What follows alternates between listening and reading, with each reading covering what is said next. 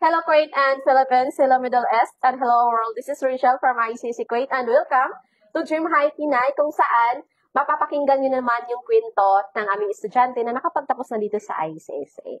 So, yun, pakilala ka ma'am sa lahat ng mga manonood po natin. Hi everyone, good morning. My name is Maria Cecilia Biloria and I'm 32 years old and I'm currently OFW dito sa Kuwait. Yes, and so welcome to Dream High Pinay. Ayan, so mapapakinggan na nila yung kwento mo. Paano ka ba nagsimula dito sa ICSA? Bali kasi ma'am, dahil lang, yun nga, dahil sa kakascroll ko sa Facebook, yun, nakita ko yung, yung school nyo na, yun nga, nag-accept kayo sa mga OFW na gustong makapagtapos ng pag-aaral. No? Ayan, kaya tuloy na engganyo ako, kaya nag-inquire agad ako sa inyo.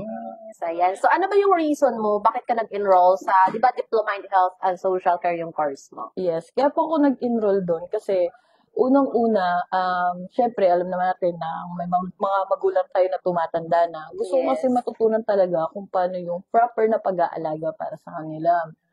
Lalo na ako, although po na high school graduate po ako, gusto ko kasi magkaroon, umatim ko sa sarili ko na magkaroon talaga ako ng diploma kahit hanggang college man lang. Ayan. So, bilang isang OFW, ilang taon ka na nga dito sa Kuwait? 2 years po. 2 years. First time mo ba maging isang OFW? Yes, it's my first time. First time mo? Yes, opo. Ayan. So, yun, bilang isang first timer na OFW, ano yung nag-motivate sa'yo na para tapusin yung course mo? Yung isa rin sa motivate sa akin para tapusin tong course na to is yun nga, unang-una, yung talagang gusto kong makakuha ng diploma. Hindi lang din kasi yan para sa akin, kundi para din sa pamilya ko. Kasi malaki siyang tulong. Kumbaga, hindi lang para lang kumbaga, lahat kasi in demand siya. Hindi lang para lang sa sarili mo. Kumbaga, kahit umuwi po ako ng Pilipinas, magagamit at magagamit ko siya. Exactly, tama po kayo. So, ngayon is tapos ka na sa course mo. Yes. Ano yung mga natutunan mo na pwede mong i-share sa lahat ng mga viewers natin? Yan, ito yung pinaka-importante talaga eh. Kung ano talaga yung natutunan natin dito sa pagpasok natin. Unang-una, yung syempre sabi ko nga, ang inaano ko dyan is nakuha ko yung tamang pagkuha ng vital signs. Marami ako natutunan sa mga katulad ng may mga patients na may mga dementia. Yan. Tapos yung may mga diabetic, kung ano yung mga iba't ibang klase niyan. Tapos yung mga providing ng paghahanin, food care. Kasi ngayon, yung matutuwa ko kasi matututunan namin ngayon, yung i-demo namin ngayon is yung pagta-transfer ng mga patient na may mga bedridden, kung paano sila tulungan, paano i-assist, yan. Ayan. So, ano yung impact sa'yo ng course na to, ma'am? Malaki. As in, malaking impact siya. Kasi syempre, hindi ko in-expect na, dapat pala ganito. Dapat pala ganyan siya. Hindi lang siya basta-basta yung pag-aalaga sa mga elderly natin or mga senior natin na kala mo lang na, okay na to, okay na siya. Hindi pala. Marami pa dapat talaga tayong matutunan sa mga bagay na yun. Yes. Dapat pala talaga meron tayong proper training. Hindi lang sa, alam na natin yung bagay, yung isang bagay, kailangan pala talaga ng proper training. Eksakto po. Lalo na mag-aalaga tayo ng pasyente. Eksakto po. Tsaka dapat dun mahabang pasensya mo, hindi lang basta-basta init ng ulo, yan.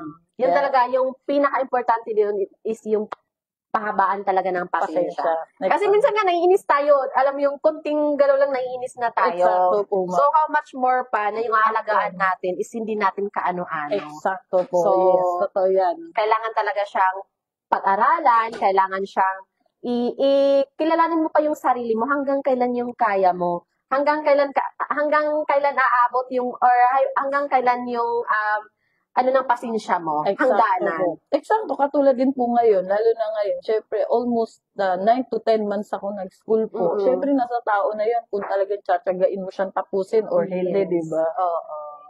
Ayan. So, ano ba yung mga sa tingin mo, ito talaga yung kakailanganin ko once ako is magtatrabaho bilang isang caregiver or healthcare assistant sa lahat ng nyo na pinag-aralan nyo sa mga subjects nyo?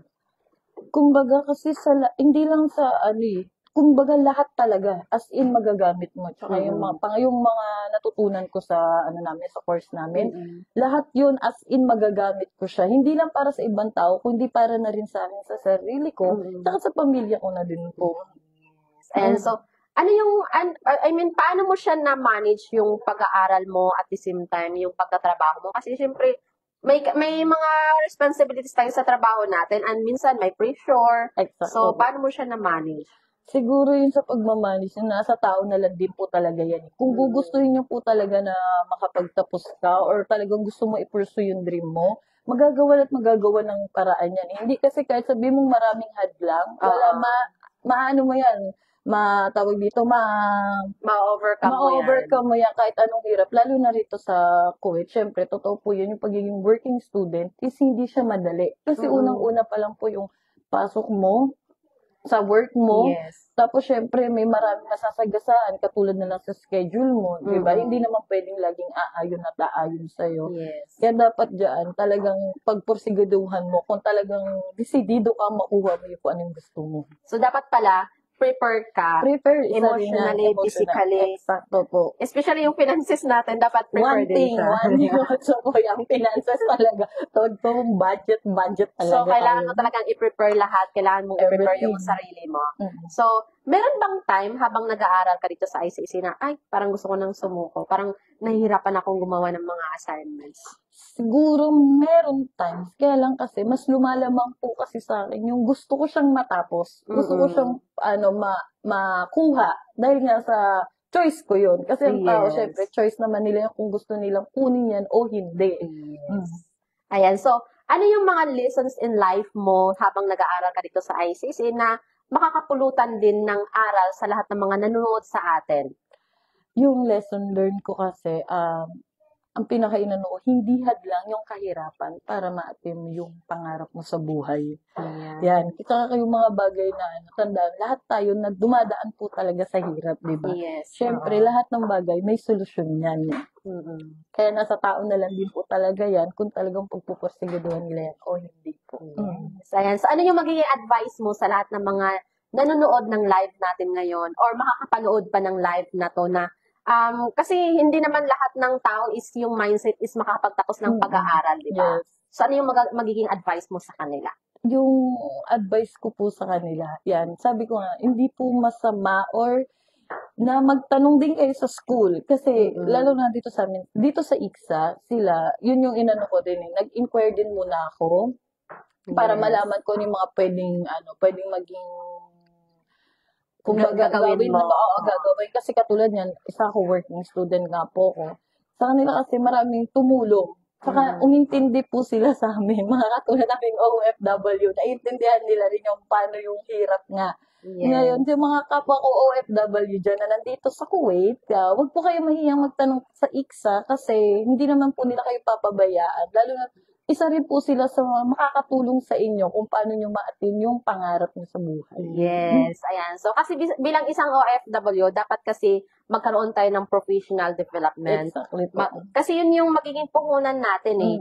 Kasi nga, tayo nandito tayo kasi naghahanap tayo ng mas magandang opportunity. Yes, So, exacto. para magkaroon pa tayo ng mas marami pang magandang opportunity in the future, kailangan natin siyang i-equip yung sarili natin. Kailangan natin simulan yung pag-improve ng sarili natin. Exacto. Kasi mas maraming diploma, mas maraming opportunities. Kung mas marami yung qualifications mo, mas marami yung job opportunities talaga nag-aantay sa'yo. Yes, correct po. Yan.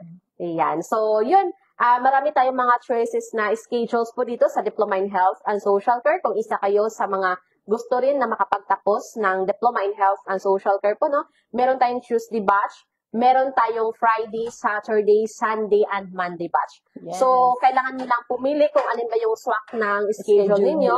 And huwag po kayong mag-alala kasi sa payment po natin, meron tayong mga options. Kung ano yung kaya nyong bayaran every month, pwede tayong makipag-coordinate sa registrar para at least masettle natin siya kung magkano yung magiging monthly ninyo. So, flexible yung payment natin. Depende yan sa budget na kakayanin yung bayaran every month. Exacto po. So, yun nga, sabi mo nga kanina, kung determinado po kayo na makapagtapos ng pag-aaral, kailangan nyo siyang simulan sa sarili niyo. Kasi nasa sa atin yun, kung paano natin baguhin yung takbo ng buhay natin. Totoo po Diba? yan. Kasi kung tulog-tulog lang tayo, walang mangyayari in the future. Exacto Hanggang po. tulog na lang talaga tayo. Pero kung sinisimulan mo yung pag-invest ng skills mo, pag-invest ng credentials mo, for sure, one day, ma-achieve mo talaga yung goals mo. Exacto, yes. Kaya dyan sa mga ka-OFW ko, nandito sa Kuwait, sabi ko nga, ulitin ko sa inyo, wag po kayong mahihiyang mag-enroll or mag-inquire sa kanila. Kasi hindi lang Yes. naman po health and social care yung binibigay nilang mga course dito. Marami pa silang course na pwede nyong i-inquire sa kanila. Kung gusto nyo Yes. talagang ipagpatuloy po yung pag-aaral nyo at makamit yung gusto nyong diploma, di ba? Hindi naman po masamang magtanong. Yes. O kasi yun yung first step natin. Yes, first step Oo. talaga yun. So, kung hindi niyo pa alam kung ano yung course na gusto niyo or kakailanganin niyo, nandito si ICC para tulungan namin kayo na mahanap or mabigay namin sa inyo kung ano ba yung best course para sa inyo. Kasi marami tayong mga options. So, hindi lang siya health and social care.